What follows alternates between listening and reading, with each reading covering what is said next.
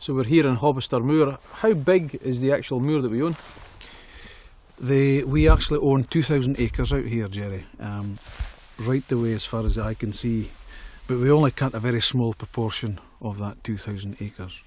The main site is a SSSI site, a site of special scientific interest, and within that there's a number of key stakeholders that we work with on the whole site itself. So does that mean we can't come here all year round? The main reason why, I suppose we could come here all year round, but weather dictates that. The main reason we don't cut peat, let's say January, February, March, is because we can't get into the banks. This is all waterlogged normally. We would normally start the harvest as soon as we can, early April, and again weather dictates that. The harvest then takes right the way through, probably 6 months every year. I've noticed there's no trees anywhere. Does the weather dictate what type of peat we have here? Certainly the wind puts paid to the trees, but yes, on a serious point, the vegetation that had previously been here many thousands of years dictates the type of peat we've got. We've mainly got grassy, mossy type vegetation, as you can see here today, and heather. Many thousands of years ago it had been fairly similar. So different parts of Scotland will have different types of vegetation, which leads to different types of peat. And that's why we're able to say that our peat is unique, and it does give and impart a unique flavour to our whiskies. So what makes our peat different than the other peat beds in Scotland? Is it purely just because there's no trees in it, or is it? Primarily, lignin is a key component to the plant world, second only to cellulose. But lignin is one of these distinctive compounds that we can actually track the type of vegetation that was there before. Basically, lignin, you get more lignin in woody, bushy materials, whereas there's less lignin in grasses and moss. So that's why we're able to, over a number of years there's been trials and tests carried out. That's why we're able to say that the peat here is completely different to peats in other areas of Scotland through some of these distinctive chemical compounds that we can measure. So that's why we're not a big smoky whisky. We're not that big phenolic monster. It's very gentle, yeah. Yes, that's right. That's one of the reasons. The other reason from that would be the amount of peat that we would burn in the kilns. But the peat banks themselves are very important. We don't just use the top part or the middle part or the bottom of the bank. We use the whole lot, and we know through a number of years of trials that we have to do that. And quite simply, if we don't, we will produce a different style of whisky.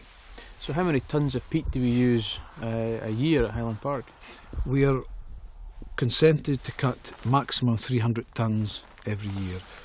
The last few years we've cut between 250 and 280 tonnes.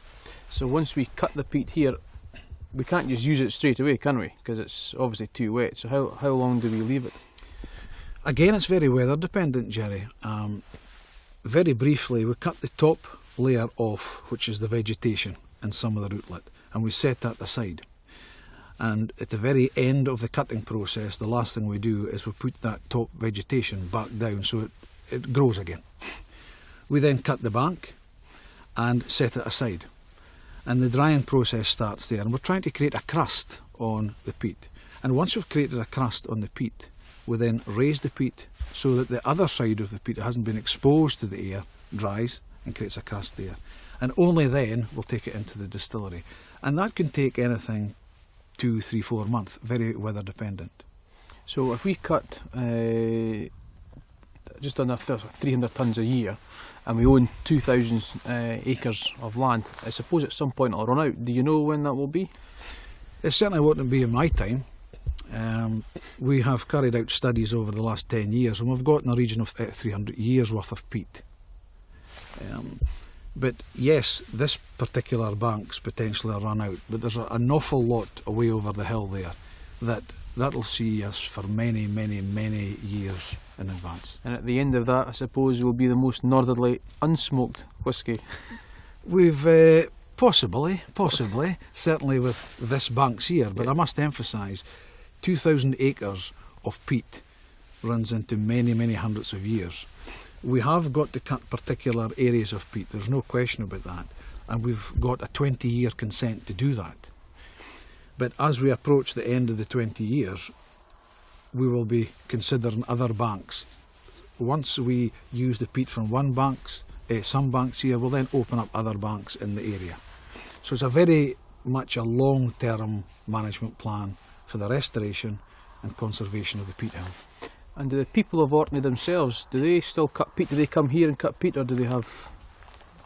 Historically they had their own banks, but obviously with the change of lifestyles we all lead nowadays, there's less and less open fires. Some of the small crofts still have got their own banks, but it is, I suppose, a dying trade, if you like, and there's less and less peat fire burning. We would be the biggest consumer of peat on the island.